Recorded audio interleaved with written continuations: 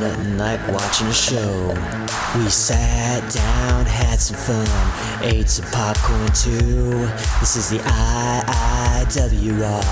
movie review. Yeah, alright, so we're rolling here in the big IIWR Studios headquarters, the heart of the matter. Mortal Kombat 2.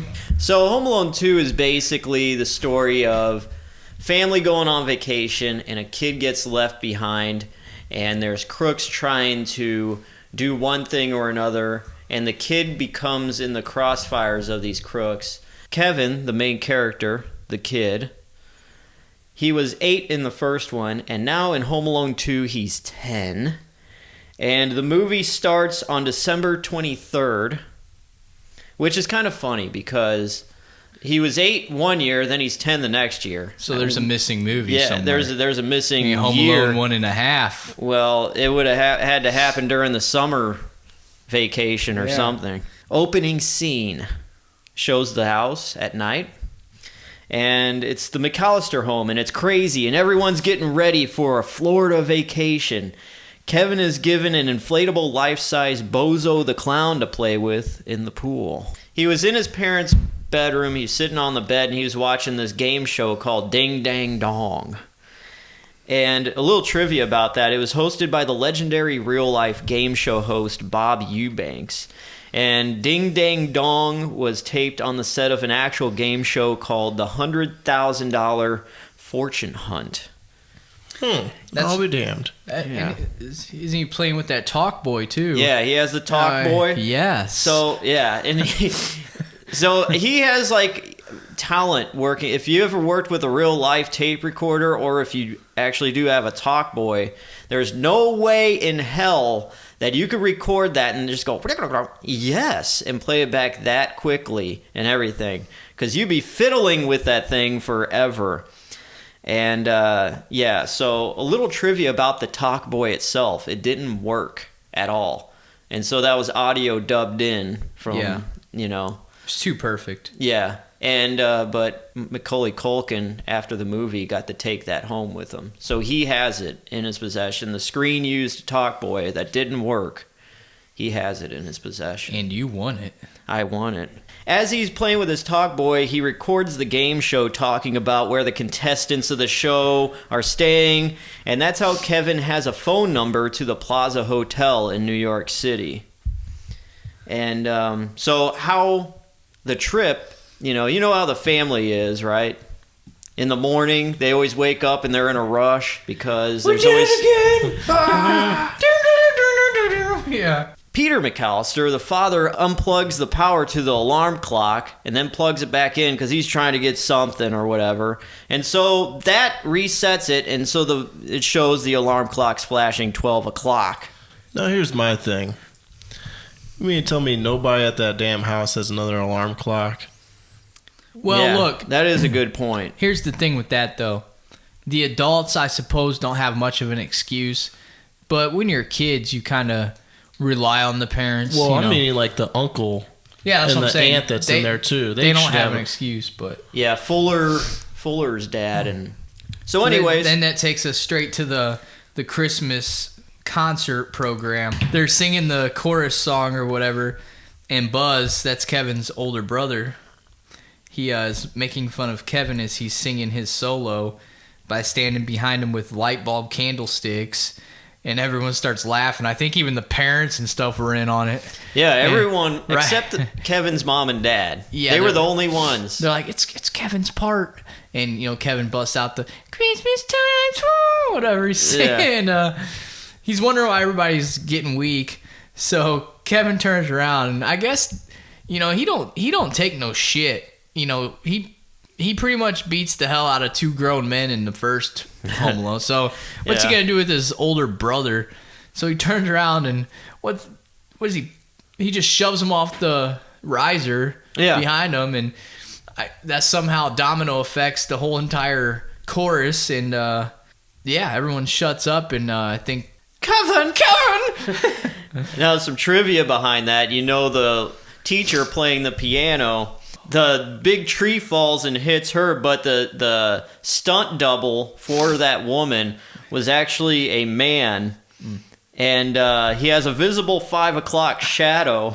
You sure it's yeah. Just saying.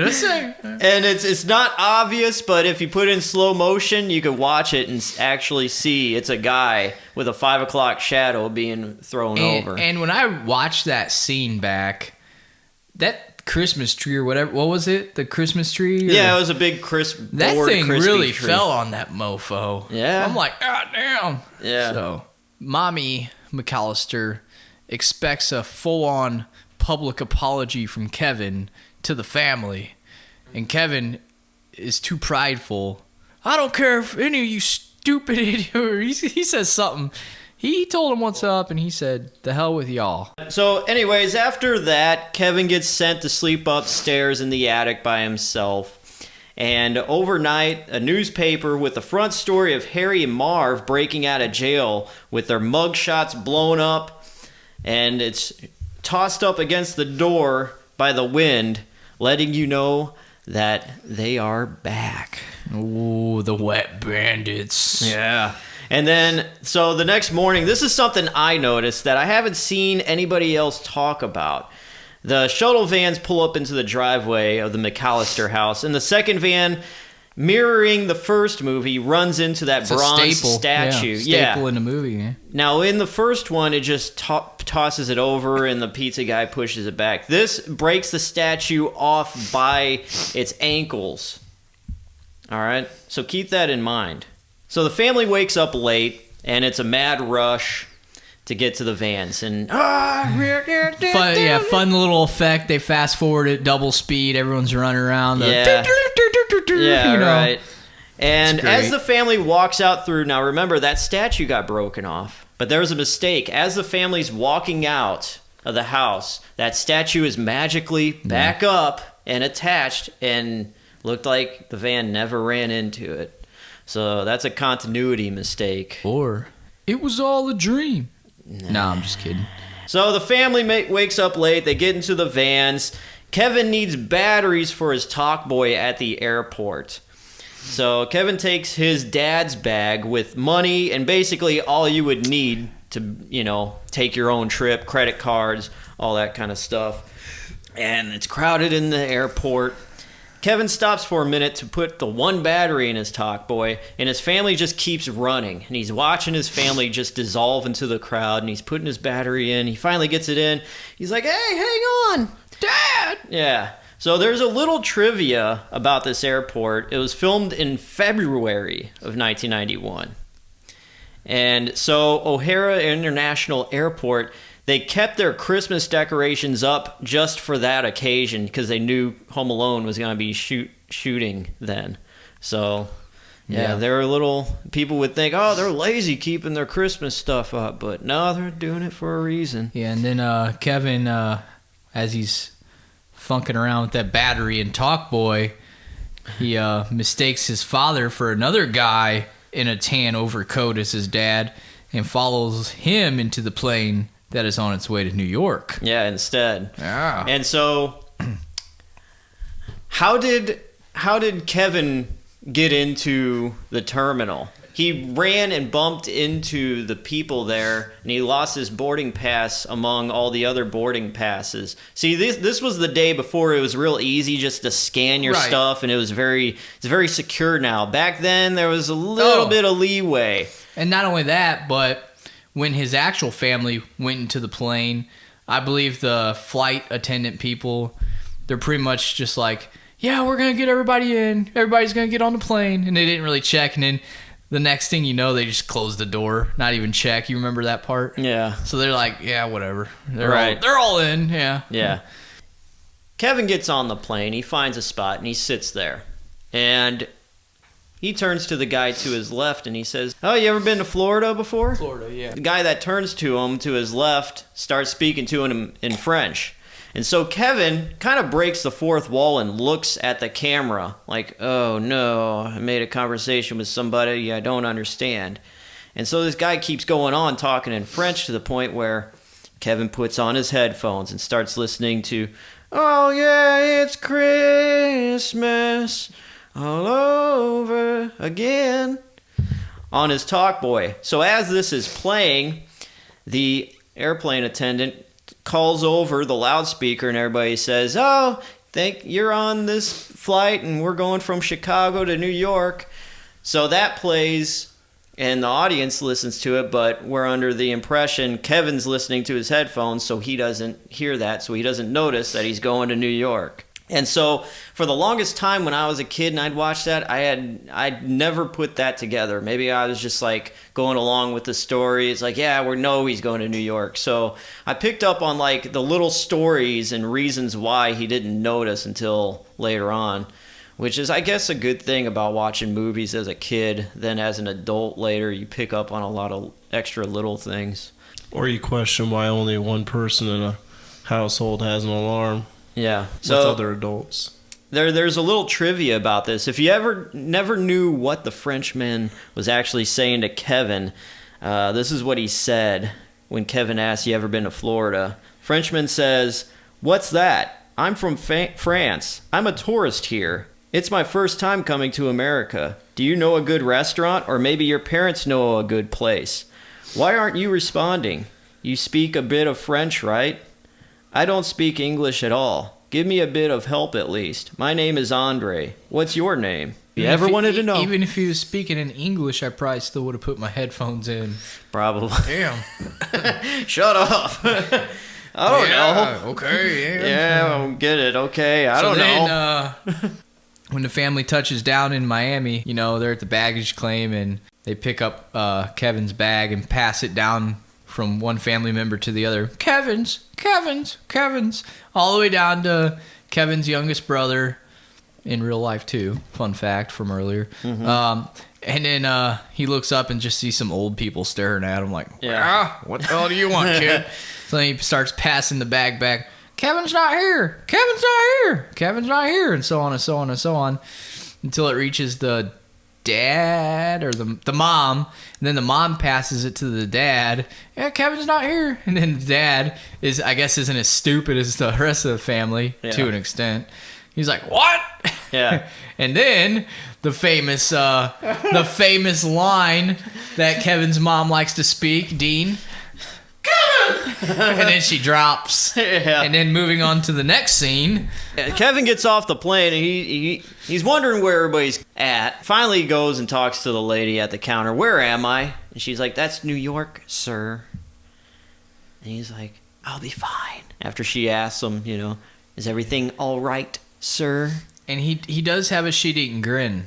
Yeah. Because I think part of him is like, yeah. Because he's looking at that skyline outside the windows, and he sits in the chair, and he's like, "My family's in Florida, and I'm in New York. My family's in Florida, and I'm in New York." And I think, doesn't he do the whole look at the camera thing again, Yeah, too? he does. He breaks the fourth wall there, and he's talking to you. Or he's talking to himself in a very psychotic way. Yeah, and then It turns into a montage. yeah. So it shows him going all these different kinds of places in New York, trying all these things out, buying fireworks, doing all kinds of stuff. It ends with him on top of one of the towers of the World Trade Center taking a Polaroid. That was a great shot. That was a good shot. I have something I need to put into this. I don't think it was ever mentioned. Okay. So before they left the house, you remember when Uncle Frank was in the shower talking and dancing? Yeah. Singing and dancing? You forgot to put that in there. Because that what plays was the song? You know a guy who could really do the... I don't even know what... Cool Duck? I don't know what he's singing. Cool Whip. And he recorded that on his Talkboy. On his Talkboy. So that is a big plot. A bit foreshadowing here. That will come into effect later on. So keep in mind, Kevin is recording everything on this Talkboy to use very vitally later on in the story in the movie. And so the next scene that we see after the montage is the fish market, which New York is very famous for, their fish market there. And there's this truck pulling in, and Harry and Marv are hiding in the truck. And they're finally in New York City. They finagle their way into the city, and now they're wild and on the loose again. This turns into probably one of the most. This is the slower part of the movie. This is the slower part of the movie. The part that I really didn't. I never liked the idea of the pigeon lady. So first, let me start by saying, I get it. He needs a friend. Right. They did drag it along a bit too much with the buddy, the friend, whatever you want to call her. Right. But Kevin's walking through Central Park, finds his Plaza Hotel that he saw from the game show. He is grossed out by seeing some homeless lady with a bunch of pigeons on her, feeding the pigeons in the park, played by Brenda Fricker. You might remember her. What's your favorite Brenda Fricker movie, DJ? I can't think of one. Me neither. But anyway, we meet the pigeon lady, and these days, I can't even go to the gas station without someone yelling at me from across the way. Hey, excuse me, do you got a couple dollars or give me a ride or something? And he walks right up to her like he's cautious, but he's not like going out of his way to avoid her either. So there's that, and then he just keeps moseying along and makes his way to the hotel, and this is when he crosses paths. They're crossing streets and but they're walking opposite ways. Harry thinks he sees them, which he does. He bumps into them, physically. Yeah, he physically bumps into him, and Harry turns around and is like, what the hell? After he bumps into him and he's making his way to the hotel. Yeah, Kevin walks into the Plaza Hotel, and he bumps into who, Dean? He bumps into our 45th President of the United States of America, Donald J. Trump. And a little fun fact about Donald Trump is that he owned the Plaza Hotel during the filming, and he was more than happy to give the film crew and the entire movie free reign of the entire hotel. And he was excited to be in the movie also.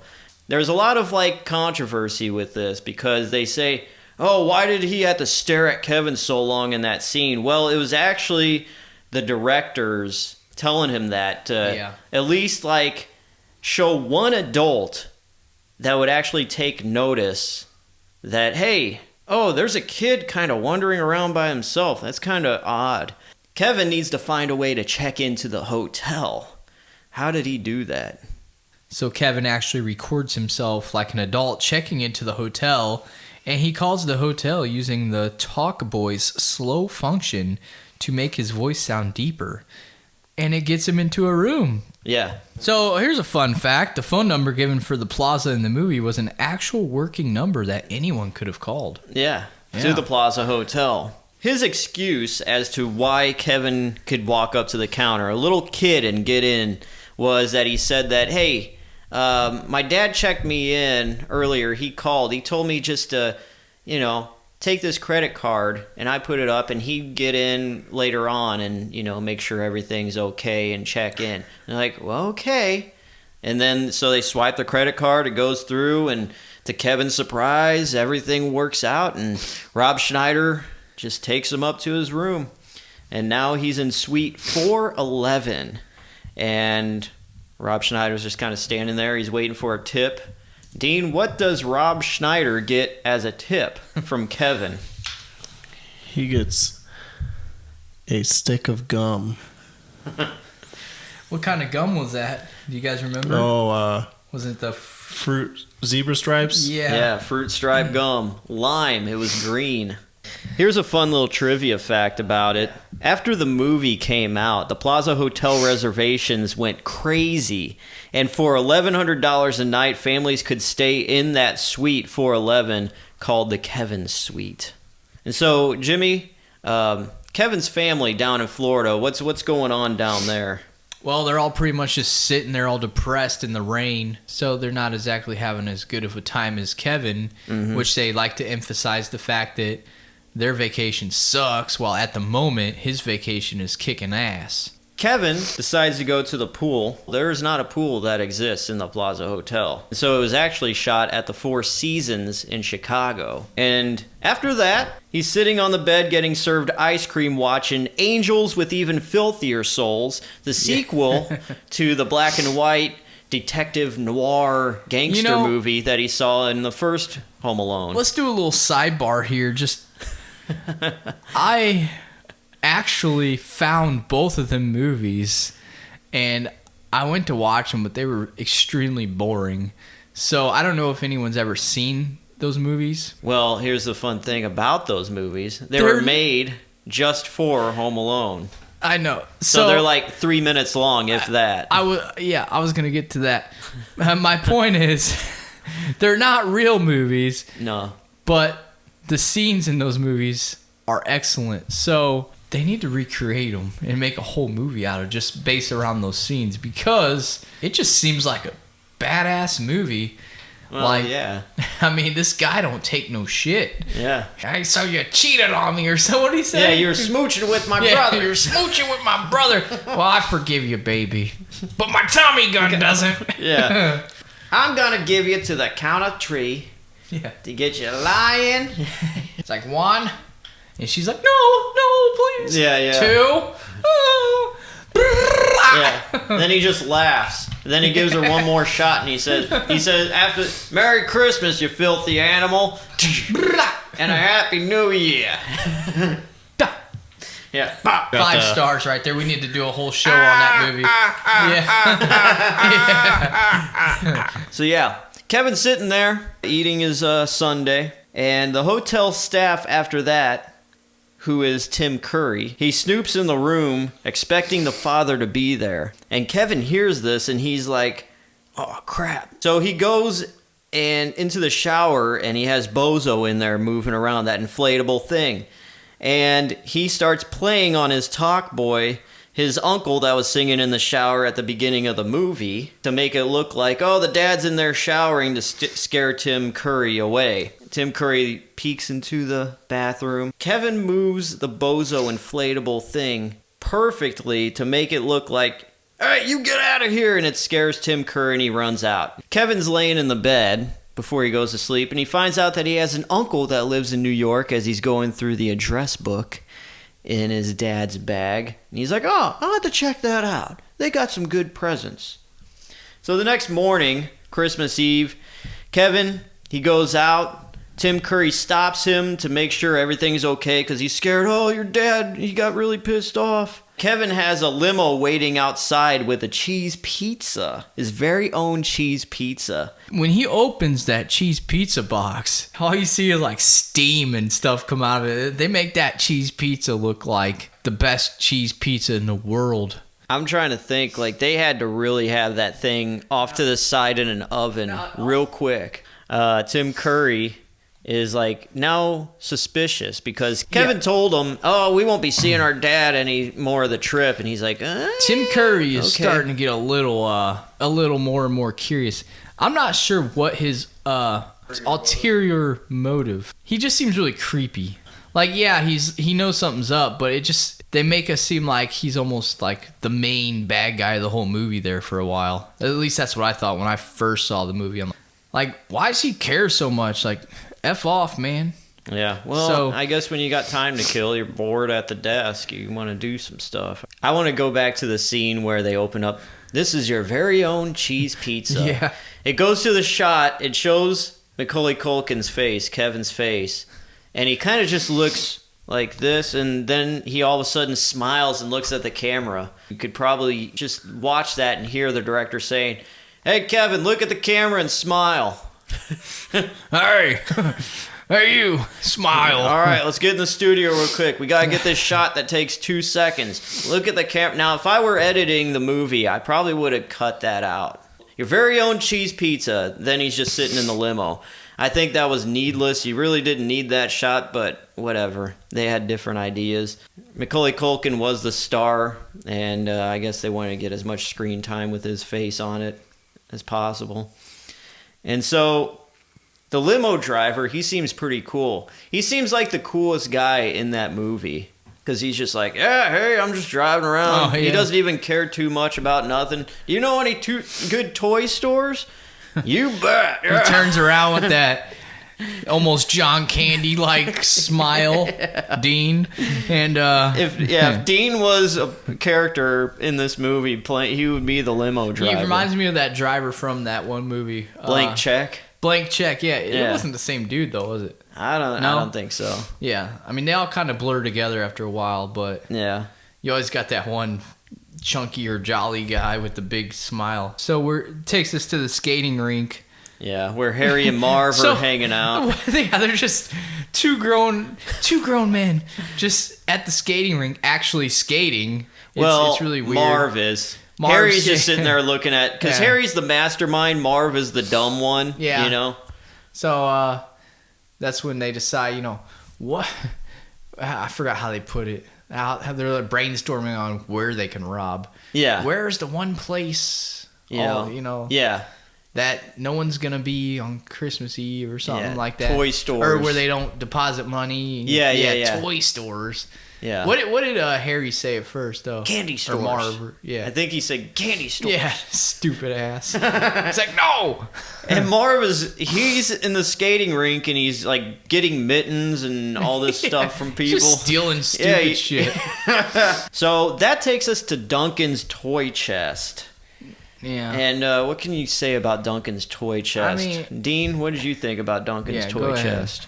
It was a shitty toy store. Oh yeah. It's all I mean- handmade toys, isn't it? Yeah, it's like a lot of toys your grandma would I mean, give it really you. is. I mean, shit. Not Yeah. gonna It's no lie. Toys R Us. It was stupid. No, I mean, like get a box of wooden painted blocks for Christmas. That's the kind of toy store it was. You get a, Yeah, well, we're not all, you get a, we're not all lucky enough to get Nintendo 64s. You get a dice, a jack and a jack set, or a top, spinning top. Like, what, This is are we in the dumb bullshit. 90s or are we in the 40s? That's what it was. That store's like out of the 40s. That's a bunch of garbage. So I So- guess he picks up the best things he could find. Yeah, so you thought Duncan's toy chest sucked, It Dean. just sucked. And yeah, Yeah. I'm inclined to agree. Yeah. But Kevin does end up picking up what? Go ahead. Sorry, and I haven't watched this movie in probably a year or two. Yeah. Well, But that's the one thing that I do remember.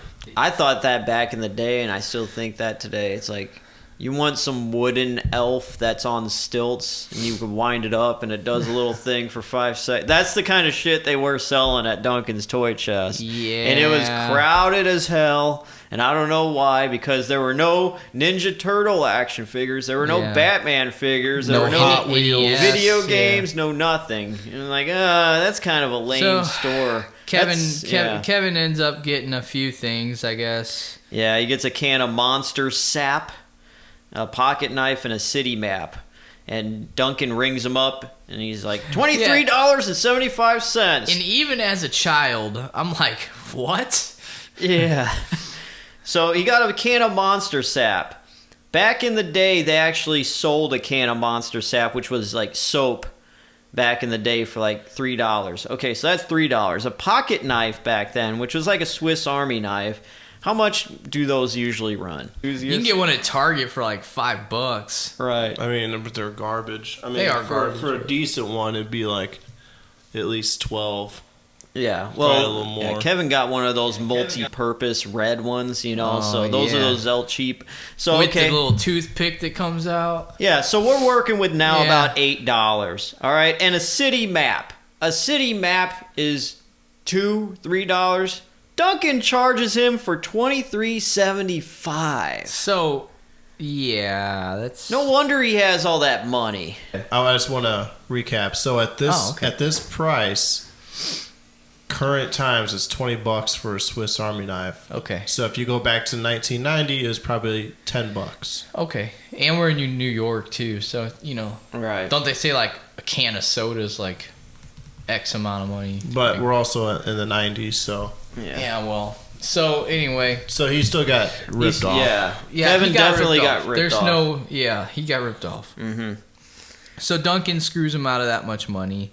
Yeah. It's a local business. It's not a, Yeah, it's not a brick and mortar Toys R Us, Yeah, that's for sure. We all know where that money's going. Yeah. That beer money for Duncan. Yeah. He's gonna go home and watch. Although, I mean, a city map of New York, you also got to look at that. Those should be free. Yeah. You can find those anywhere. I could buy a city map of New York down the street. But we're in small town USA. And then Duncan wants to talk to Kevin at the register, putting himself over, trying to, play it off like he's talking about someone else when he's really talking about himself.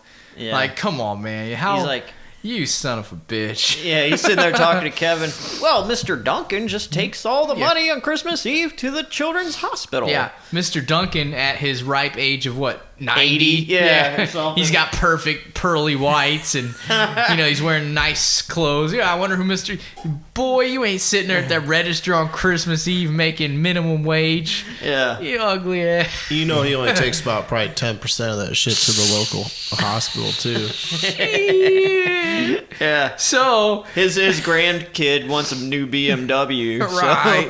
So, I want an Audi. so basically he tells him, I donate all the profit to the children's hospital. Yeah. Bullshit. So Kevin, being the sweetheart he is, donates $20. Well, he doesn't understand the concept of money, obviously, Yeah. because he already just donated about $20. Yeah. Because all that shit back in the day was probably about the $3.75. So he donates the $20. Sweetheart. It's not his money anyway. It's Daddy's money. So Yeah. who cares?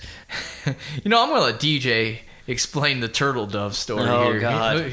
Okay, so, Duncan is very happy about Kevin donated $20. And he's like, oh, well, you know what? Let me give you the turtle doves. So he gives Kevin Another the turtle. shit toy. So there are these two ornaments specially made for the movie. And He's probably giving them away because he can't fucking sell them. Again, he's putting himself over. He's thinking Kevin's gonna go back to his friends. Yeah, that guy at the toy store, he gave me free stuff. Kevin's like, oh, wow. Oh, okay. But Yeah, friends forever, turtle doves. yeah, friends forever, turtle doves. But also, then it shoots up to these little doll houses, mini houses that a 4-year-old could probably fit into. But Harry and Marv are hiding in these little houses, and they poke their heads out of the windows, and they're talking to each other from the little windows from the houses they're in. They're like, tonight we're gonna come back when the store closes, and we're gonna get the money. So a little trivia about Duncan's toy chest. It was modeled after the FAO Schwartz toy store in New York. And if you look at the outside of the store, it's actually a building in Chicago called the Rookery Building. And the inside, it was filmed at the Uptown Theater, which was also in Chicago. And all the kids that you see that appeared in the toy store scene were allowed to take their favorite toy home, but it was cut out of their salary. What is up with ripping kids off? Yeah, I know. Jesus. Duncan's toy chest, more like, I don't know, Duncan's ripoff. And even though it didn't work, like I said, Macaulay Culkin, he was allowed to take the Talk Boy, the screen-used Talk Boy, home with him. And the turtle dove ornaments, like I said, were only made for the movie, but the public wanted them so much that the replicas were made and sold. And Jimmy, actually, for Christmas one time, bought some turtle doves for me, ornaments. Which means we're friends forever. Well, I tried to give Jimmy the other turtle dove, but he was like, no, you keep it Well- and just keep them together. He's like, I appreciate that you're the one, I'm the one you give them to, but That's all you needed to do was attempt to give it to me, and I'm not trying to get cheesy here, but that's all you had to do was attempt to give it to me, and that was enough right there. Yeah, I don't need okay. a turtle dove, first of all, for you to be friends forever, hey. Yeah. But also, DJ, he's a collector, and he doesn't like to take things out of the package because I give him a lot of shit for this, here but we they go. might. Some of the shit he's got might actually be worth something one day, but he has no intention on selling them anyway because he has a passion for the shit he collects, well, here's the deal. for the most part. If you look at my Christmas tree downstairs, you'll see the turtle Oh, doves. god damn it, he took those out of the Hanging. package, though. Well, I mean, Well, you only live once. I'm gonna put some stuff up. let's that go I've- get that unopened talk No, boy you got. I ain't doing. I got a talk boy Yes, that is open. It might work. Talk boy I do have works. We're gonna take a little break and we'll be right back after this message. Hey, cutie. If you want to make this lady happy, why don't you subscribe to Industrial Industries World Radio right now? I promise it'll make you even happier. Industrial Industries World Radio.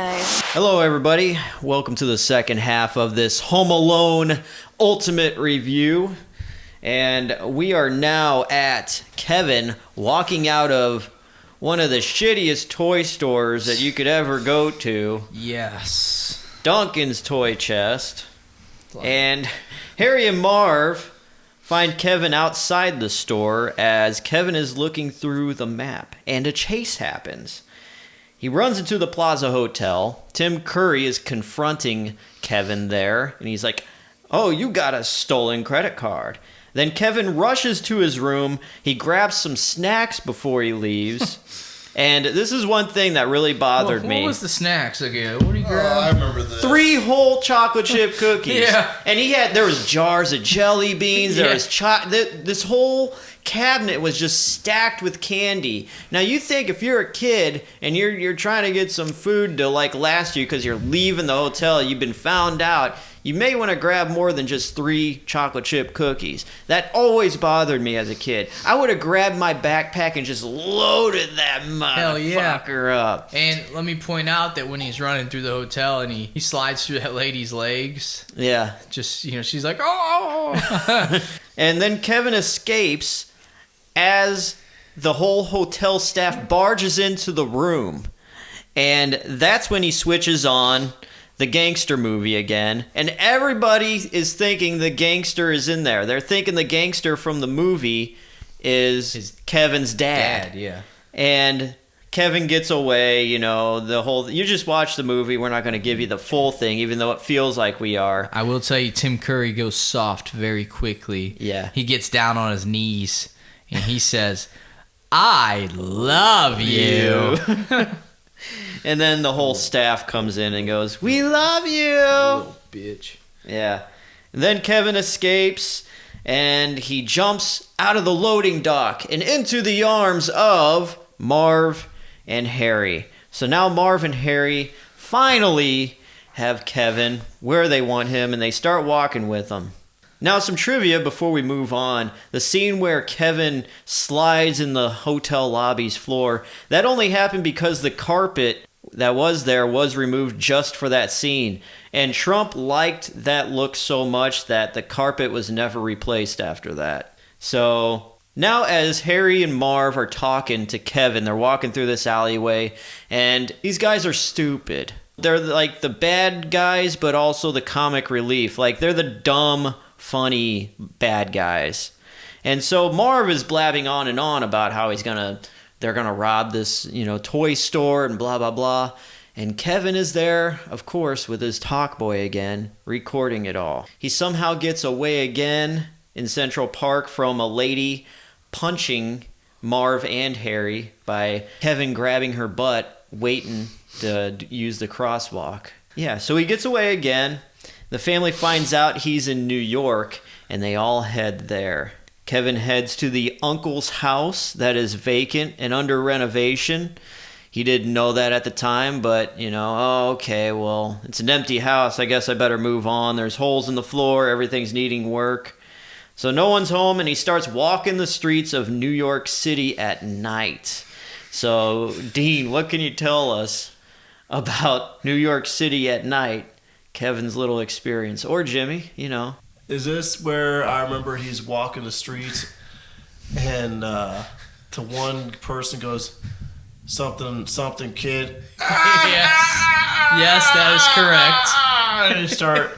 He's like, hey, kid, what does he say? Do you remember? Hey, watch it, kid! Hey, watch it! And then he runs into the prostitutes. And he walks by hookers and everything like that. Yeah. And they're all looking at him. They're smoking or whatever. You remember what they say? No.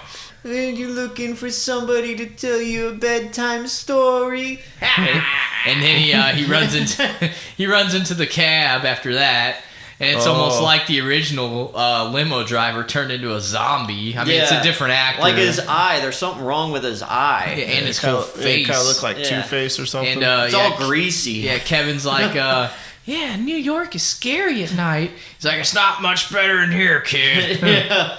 Then Kevin jumps back out. Dean is tired, so he's gonna sign out.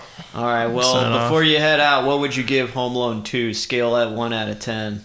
I give it an 8. I found myself dozing off and being bored when he goes into the Central Park. He starts feeding the pigeons, and then a creepy pigeon lady shows up. And he's like, oh, no, it's her. And she slowly rises up out of the rocks. Like, if you're trying not to be creepy, that's one of the last things you should be She doing. looked like Batman in Batman 1989, where he rises up out of the smoke or something. Rising up from the depths of hell.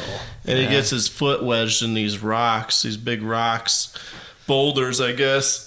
It shows the camera. She's reaching in towards the camera, but she goes for his foot. Yeah, that whole shit that's coming up here in a second bored me the fuck out. Yeah, we're going to run through that. Yeah. It's good, but knowing that Home Alone 1 is a thing brings down the rating. Just because I know the first one exists, it's hard to compare it just as a movie itself, because I always think about the first one. Yeah. You're going to be in for a treat when we review Home Alone 3. Oh, God. Anyways, Dean, you're tired. Yeah. I bid you adieu. Thank you for being on the show once again. It's always a pleasure. Yeah. So Dean left us off with Kevin with his foot being stuck, and the pigeon lady's there, and she's slowly creeping towards him and grabs his ankle and finally pulls out his leg, and he runs away. But then he stops and realizes, oh, she helped me. She wasn't trying to hurt me. So he turns around, and then this apologize. long discussion talking to pigeon lady, and she's just like, yes. Yeah, he starts off with an apology. I'm sorry, I thought you were a creepy bitch for Yeah, rising. right, You know? exactly. They talk for a little bit, and then she starts walking with him. He's like, it's really cold out. Do you know any? Oh, I know a place. Do you know a place? Oh, I know a place. And then it's taken to a symphony hall, and they're both in a top storeroom attic area where all these old instruments are stored. And Kevin is watching the symphony Yes. from this room high above everybody else. And so Pigeon Lady and Kevin have a heartfelt chat about relationships and family and just people and life in general. Talk Very about boring. yeah, oh, maybe you need to try it out, Pigeon Lady. Well, it's been so long since I talked to anybody. Been Now, so long. I don't know about you, but a 10-year-old, if I was 10 years old and I'd be at the symphony, I would be bored the fuck out of my mind. But Kevin is like happier than a pig in shit. I have to hand it to Macaulay Culkin, because that is some great acting, pretending you give a fuck. Yeah, shooting the scenes were probably boring as fuck. Yeah, exactly. And flip the script. How old was Pigeon Lady in the movie about? What would you say? I would say she's 40 plus. I would say she's about 50. Okay, Yeah. a 50-year-old woman just hanging out with some kids, like. Yeah, that's kind of weird. But, I mean, I'm not- these were simpler times. These were the 90s, you know. Yeah. So she probably knew he was in trouble, maybe on his own. So, I mean, Yeah. she had a good heart, so maybe she was just being a protective adult, Maybe. Yeah, and she couldn't do anything, Now, there's some trivia. The hall was actually the orchestra hall in downtown Chicago, not in New York City. Yeah. After that, he bids Pigeon Lady farewell, and Kevin starts wandering the streets of New York, and he walks to this children's hospital, and he looks up into a window. This is like the most boring part of but I guess they have to inject some type of Christmassy, heartfelt blah. And he waves into the window at this one kid in the hospital, and he waves back, and this prompts Kevin to think back to Marv talking about how they're going to rob the Duncan's toy chest. And Kevin's just like, you know what? They can't mess with kids on Christmas. And then he runs to the abandoned apartment that is his uncle's. And I guess he has this grand plan. He's going to coax the wet bandits to this abandoned apartment, and booby trap it and catch them. I don't understand. Why couldn't he just booby trap outside of Duncan's toy chest and call it a day? or just call the cops. Yeah. But then I guess we wouldn't have a movie either. Right. Well, you know. There's so many there's so many pitfalls and stories that could be wrapped up. Like he could have been in the hotel room and just told the concierge, Tim Curry, "Hey, my family's actually in Florida and I'm in trouble. You know, could you just contact somebody and maybe I could?" But that wouldn't, wouldn't be a fun movie. Yeah. Kevin was very kind of selfish, thinking, "Man, I have all this money. I want to see how much shit I could get away with." Yeah. Being in New York by myself before they catch on, Yeah, and these guys, we don't know, but the Wet Bandits, how do we know they don't have their own kids? They're just trying to, get a little extra money. Yeah, maybe. It's Christmas season. Trying to support their own family. And then you got this little shit, Kevin McAllister, trying to, they weren't even after Kevin at this point. They're just like, stupid kid, fuck. Yeah. So they were just trying to get their money. Let's say he didn't go back to the store. Let them get their money. They would be on their happy way out. Yeah. Buy their kid some shitty Christmas present and live happily ever after. But no. Right. So I guess the Children's Hospital was the motive to make Kevin give a shit. Yeah. So. Yeah, because what was he going to do prior to that? Yeah, nothing. He was get away from the Wet Bandits. Yeah, everybody was just minding their own business. Right, exactly. Because he's in New York, early 90s. There's a lot more crimes besides the Wet Bandits stealing money. That's for sure. You got the Foot running around, the Foot Clan. Yeah, exactly. Shit. The Ninja Turtles universe going on. God. Yeah, all kinds of stuff. Kevin is going to try to foil the plans. He booby traps everything. The monster sap that he got at Duncan's toy chest is used in a couple of the traps. It's just a big montage of him setting up all these traps. The McAllisters finally arrive in New York City, and they're set up at the Plaza Hotel, and they're yelling at the staff for scaring away Kevin, like, "Are you stupid or what?" So I guess, See, they even had the same thoughts, like, leave us alone, man. Fuck off. Right, exactly.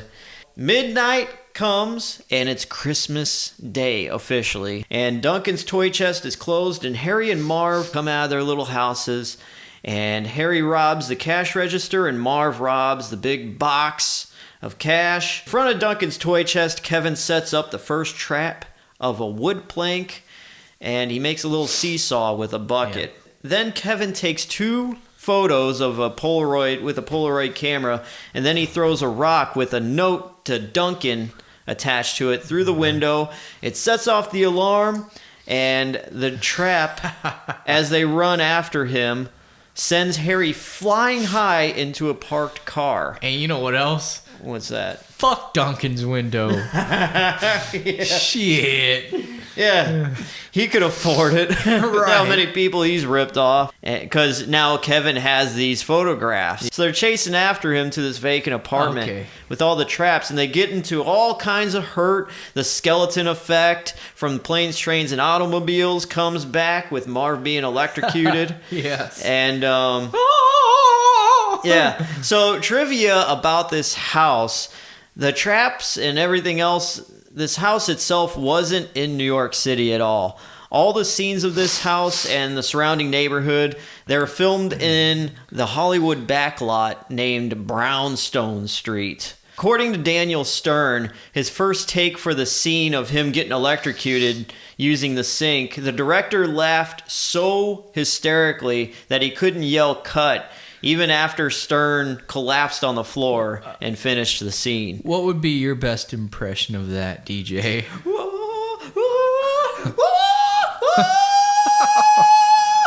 Yeah, that was probably one of the best right there. Yeah. What would be yours? I guess something along the lines of...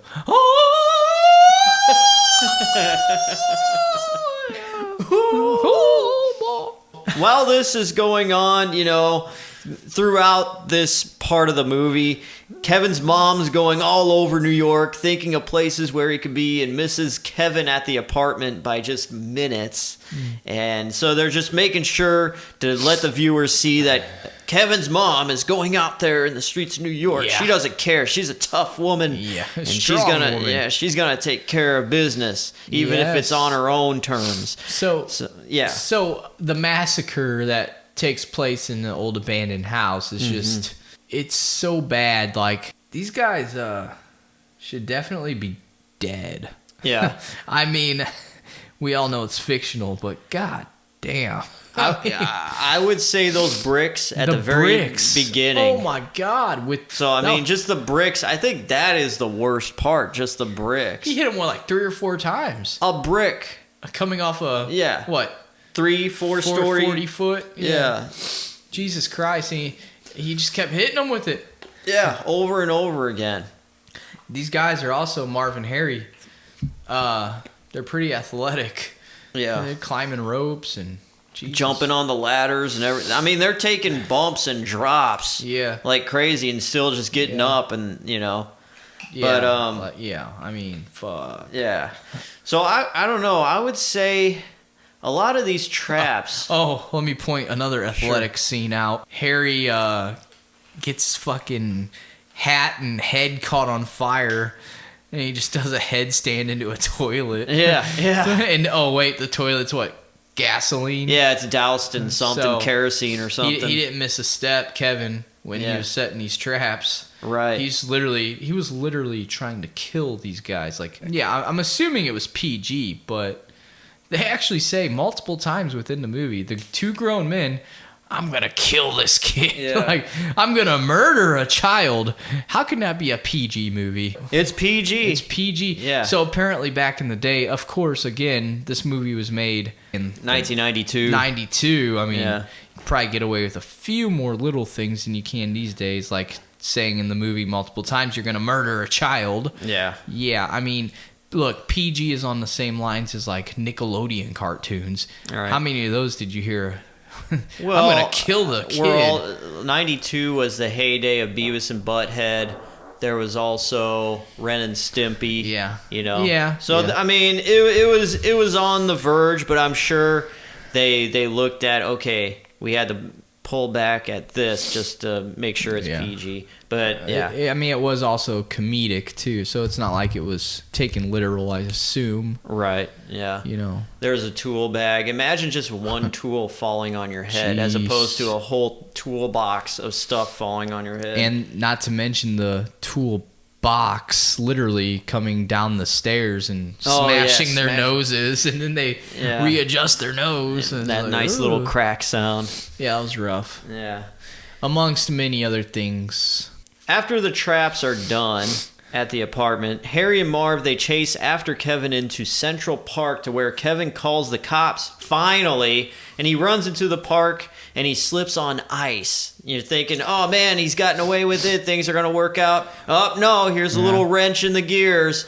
Harry and Marv grab Kevin and they take him into this secluded part of the park, and Harry pulls out a gun.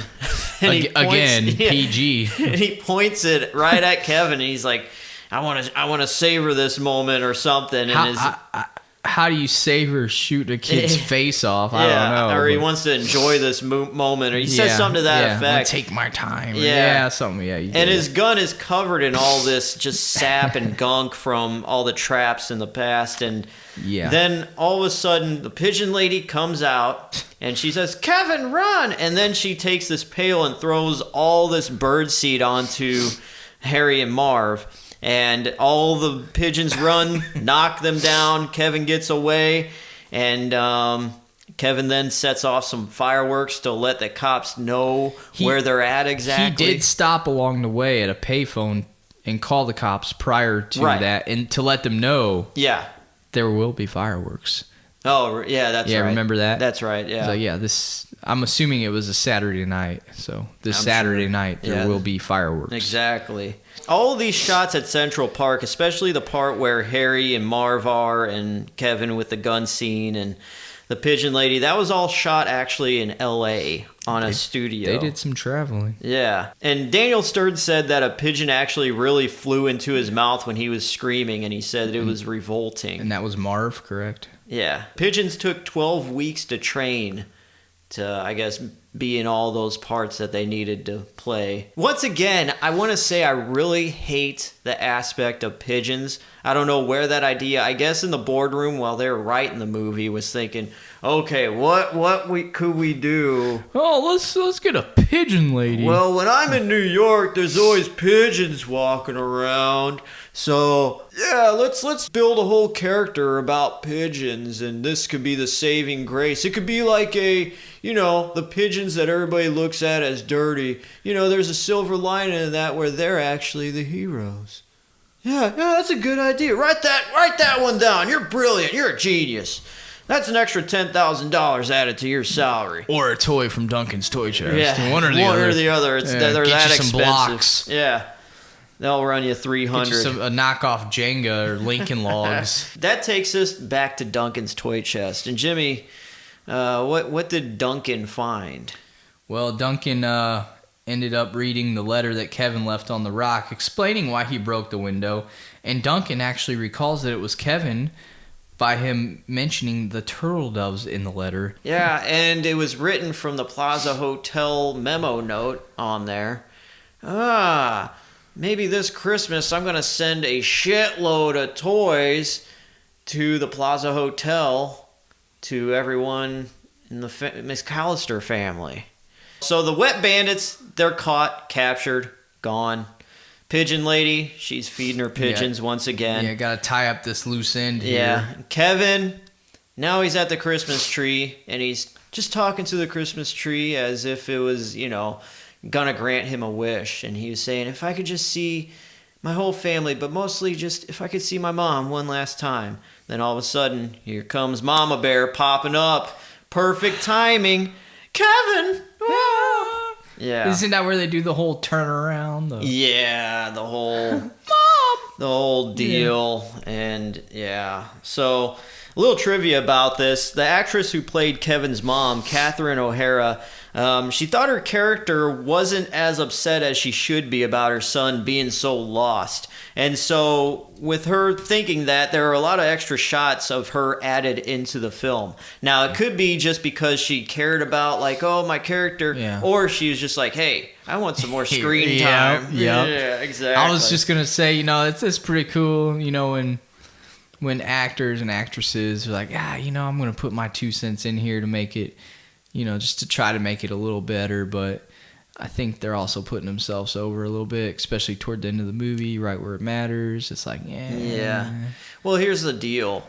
All it really could have been was just like, okay, at the hotel when they first check in, I'm going to go out and look for Kevin. Like, okay, that sets the idea, okay, she's out searching. We don't need to see all these other parts. That didn't really make me think you cared anymore. Sometimes less is more, yeah. Exactly. So we get it.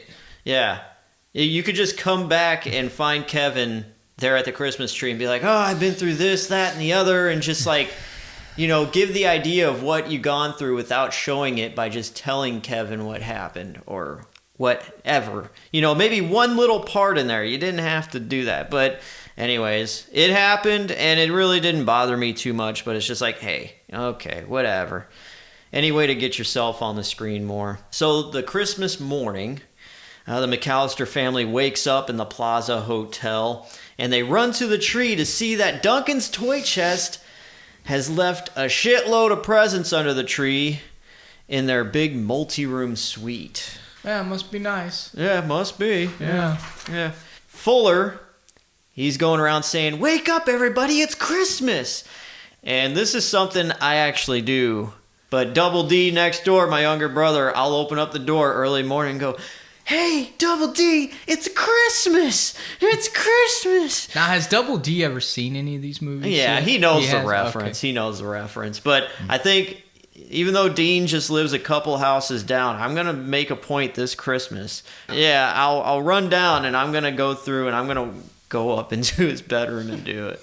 It's Christmas! You need to tell his wife ahead of time so she knows, but FaceTime or so whatever. So a little bit of trivia about this big hotel room that the McAllisters woke up in. It wasn't shot in the Plaza Hotel. It was in a hotel in Chicago. Sorry to break your heart if you were thinking that was all in New York. It wasn't! And then... Yes. The big climax ending of the movie. The heartstring puller. Didn't pull my heartstrings. Yeah, me neither. But we go back to the well again to our good buddy Pigeon Lady. Kevin sneaks off as everyone's opening up their presents, being selfish and only caring about themselves and what they get from the shitty toy store. Yeah. He goes to Central Park, finds the Pigeon Lady, and guess what he gives her? He gives her one of his turtle doves, and the movie ends. Go ahead, DJ. I'll let you put the bow on. It cuts to a scene where Buzz, Kevin's older brother, gets this bill. He gives it to his dad, and then you hear a scream as Kevin's with the Pigeon Lady. Kevin, you spent $967 on room service? Then Kevin's face is looking scared, and he runs away. So a little bit of trivia about this bill that Kevin ran up. That was $967.43, and the bill indicates that he ordered, Jimmy, if you want to take the liberties.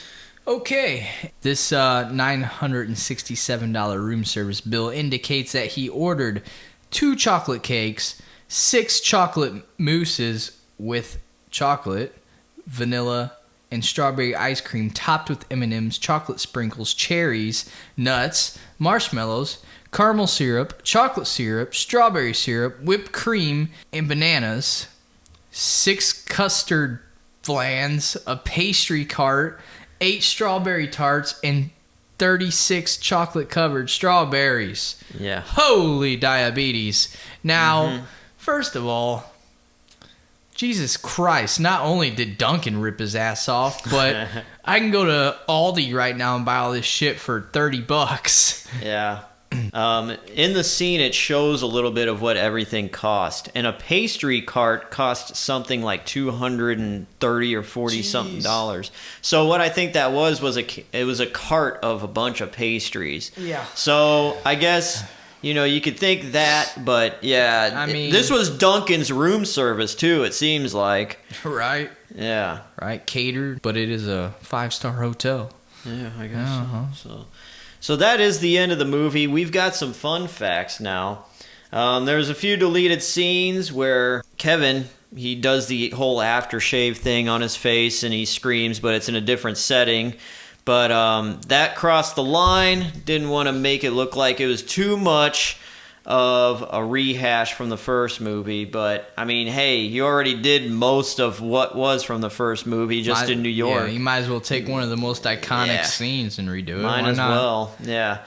And Tim Curry, who played the hotel concierge in the movie, he actually did have a name. It wasn't mentioned anywhere, but it was Mr. Hector in the script. Little thing that really pisses me off is the fact that the director, he was aware of how Macaulay was growing, so they planned to film 2 sequels simultaneously before he got really too old, but Fox rejected the idea because they said it would cost too much. Now, didn't they make massive profits from these movies? Yeah. That's why... Right. I definitely would have been down for a sequel or 2 after Home Alone 2. Well, yeah, I mean... They could have done more. They made $400 million in profit from Home Alone 1. Beyond that. $400 million. Right. And the movie only costed a small fraction. Yeah, it was like $18 million. Right. The budget for Home Alone 2 was $28 million, and it made $359 million. Right. So... Fox was being cheap as fuck. I don't get the logic there. Plus, yeah, they were saving a couple bucks by giving some kids some toys instead of paying them. I mean, exactly. Shit. So it seems like Fox is really Fox is the Duncan's toy chest of film company. So okay, let me get this straight. So they can't do a Home Alone 3 sequel with Macaulay Culkin like back in the 90s, but then they'll reboot it with Home Alone 3 with some unknown douche. Yeah. With some like generic ass. It took them 5 years because Home Alone 3 came out in '97, but right. They were thinking, oh well, we're already giving you $28 million. If we give you another $28 million to make another one, that's gonna be you know, what is that? 56 million, we're going to be in the hole. It makes me wonder what just the name value alone of Home Alone 3, how much they made off that. I mean, they've done that with Home Alone 4 and 5. They're up to 5 right Yeah. now? Oh. And they're horrible. Don't they have They are the little atrocious. girls in one of them, aren't they? Yeah. Is it a new kid with every one It's these a days? new kid. Yeah, they just don't care anymore. They've dragged the Home Alone name in the dirt. But anyways, that happened. But at least we have a good Home Alone 1 and 2. So Home Alone 2, it was also the only Home Alone to have real snow, as New York had a blizzard before they started shooting the movie just a couple days prior. And John Candy, our favorite man of the hour, he was at one point going to make an appearance in the movie, but it never really formulated. The original title for the movie was Alone Again. And Sounds like about 10 o'clock on channel Cinemax. yeah, exactly. And speaking of which, Michael Jackson visited Macaulay Culkin on set during this time. That's rumor and innuendo. And actress Sandra McCat, who was in Home Alone 1, who played the elf, she was also in Home Alone 2, and she played as a flight attendant. There's a bucket list thing that I feel like I want to do. And it's the Plaza Hotel, actually, they have an offer. So I went on the Plaza Hotel's website, and they offer this package. Rates starting from this is $895 and up. So that's the lowest you could do. But this is at the Plaza Hotel, where the movie was shot. It's the Home Alone 2 Escape to New York package. This festive fan favorite is back with the newest version of the Plaza's Home Alone 2 package, Escape to New York. This year, families looking to get lost in New York this holiday season will live all their Kevin dreams. Check into your room at the Plaza and enjoy Home Alone 2 items upon arrival. Once you're cozy, Kevin style, call down for your over-the-top ice cream sundae delivered right to your bed. After you've indulged in the deliciousness, head over to FAO Schwartz at Rockefeller Center to live your Duncan's toy chest fantasy with a $100 gift card. Oh, wow, you might get some marbles or something. A complimentary VIP personal shopping experience to cut the line. And this package includes a Home Alone 2 paint can, Home Alone DVDs and backpack, 10-scoop ice cream sundae extravaganza, and like I said, a personal shopping experience, a $100 gift card to FAO Schwartz. And this offer is available all year round, but subject to availability. And like I said, the rates for this start at $895. Now, that is a bucket list thing, but it is very overpriced. I would think maybe $300. So this movie had a budget of $28 million, and it made $359 million after everything was said and done. Rotten Tomatoes, Jimmy, what did Rotten Tomatoes give Home Alone 2? They gave Home Alone 2 a 33%. They're kind of harsh on their ratings, though. Yeah. Yeah, I mean it's pick and choose. I mean, how does the Rotten Tomatoes work? Can you give us a quick? I don't know. don't I know think either. they've just been around forever to where, you know. I've been around forever. I could be just as rotten Well, as the tomatoes, them Okay, bastards. you should make a website. I mean, who are they? RottenJimmy.com. But for what it's worth, they gave them 33%, and That's certified rotten. And yeah. Then IMDb, the Internet Movie Database, gave it a 6.7 out of 10. And that's, I think, based on users and people in general. But Google, according to Google, there's a 96% rating just by random users. so I mean, yeah. I mean, average person loves this movie. And, yeah, so we're not average people. But, Jimmy, what would you give this movie out of 10? It's hard not to just compare right away. Like the first Home Alone was classic, you know, as most movies in the, you know, like the whole movie was pretty much Kevin kicking the shit out of these dudes, and This movie was just like a little, hey, you guys remember Home Alone 1 where we did this? Well, we're going to do a little bit of it in Home Alone 2 with a bunch of extra bullshit wrapped around it. Mm-hmm. So it was just kind of like, meh. Yeah. And, I mean, we're all Home Alone fans, as in at least me, you, and Dean, and I'm sure a lot of other people, but we're really big Home Alone fans. That's why we're doing the show on Home Alone. So I'm trying not to be that biased, but I'm pretending like this is the first time I've ever seen it. I'm going to give it a 6. You know, I mean, like I said, That's painful. I'm emotionally connected to the movie. Yeah. It's just the pigeon lady stuff, and 6 is, you know, not a bad number. It's average. It's average, and that's what the movie was to me. Because what was so different and new and like all, you know, like, oh my God, that was awesome about this movie that you didn't see in the first one. Right. Nothing, literally nothing. And the meat and potatoes of the movie, which is him fighting off the bad guys, is just a short little callback to the first one rather than, you know, it just drags on. Oh, he beats the shit out of the wet bandits, now the sticky bandits, right? And then that's pretty much it. It's over. Yeah. So it's just the action, the excitement. It only lasted for a short amount of time compared to the first one, which was pretty much the whole movie. So that's why I give it a 6. Because it's not something I'm like, oh shit, that was awesome. So there you go.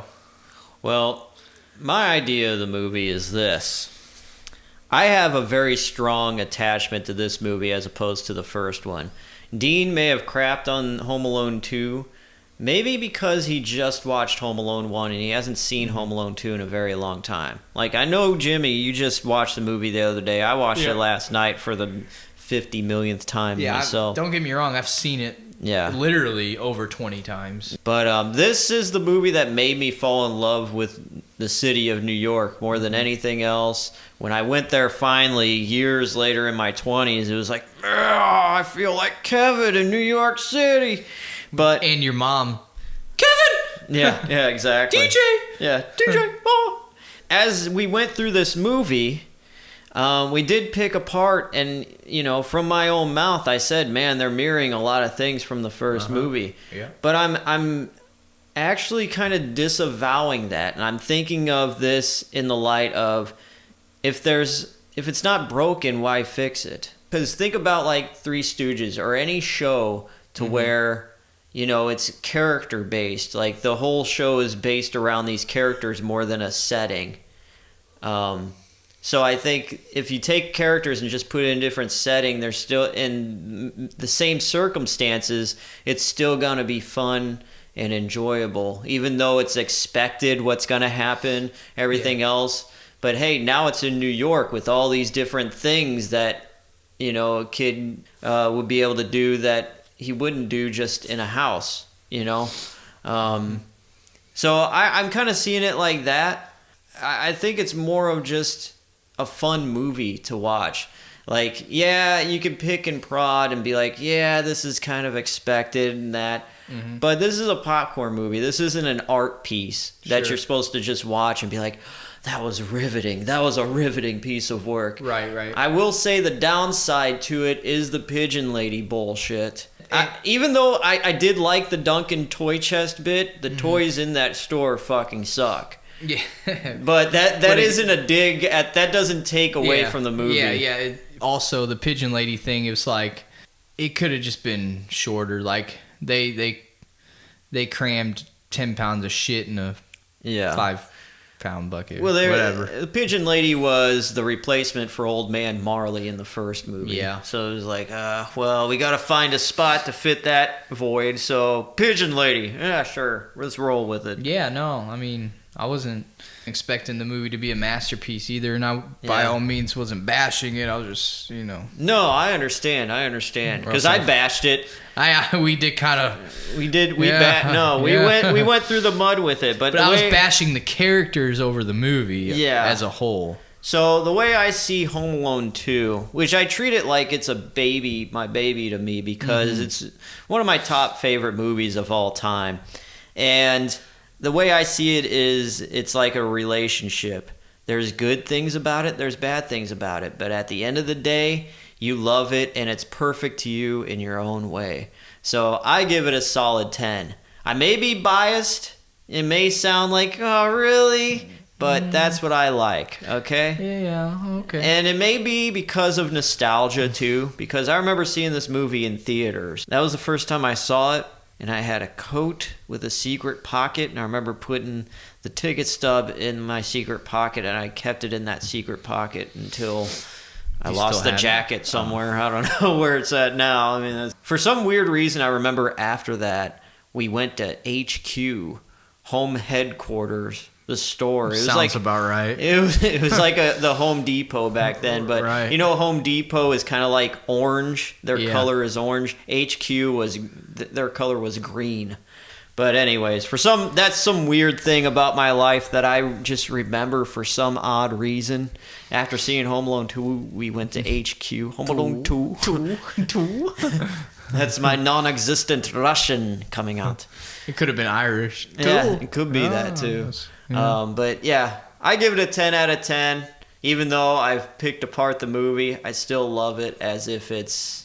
That is that. Looks like you got a little extra bonus bit here. Oh yeah, the hot chick of the movie. That's a thing I want to do with the movie reviews. So the one hot chick of the movie that I found very attractive was the flight attendant that was talking while Kevin was listening to music, and she was smoking. She was fine. And my opinion is, I think the hot chick of the movie would probably have to be the chick that punched Marv in the face. Oh, the And French. didn't she kick him in the balls too? I think the first time she smacked Marv, and then the second time she punched punched him. Marv and Harry. That's right. Yeah. Okay. So Jimmy's take is with the French lady, and I like the flight attendant. Kevin's mom too at the time. I mean, Yeah. She had that mature look to her that could seem enticing. I give Sure. her that. Kevin, your mom. Woof. woof. That Okay. wraps up this movie review of Home Alone 2. I give it a 10 out of 10. Jimmy gives it a 6 out of 10.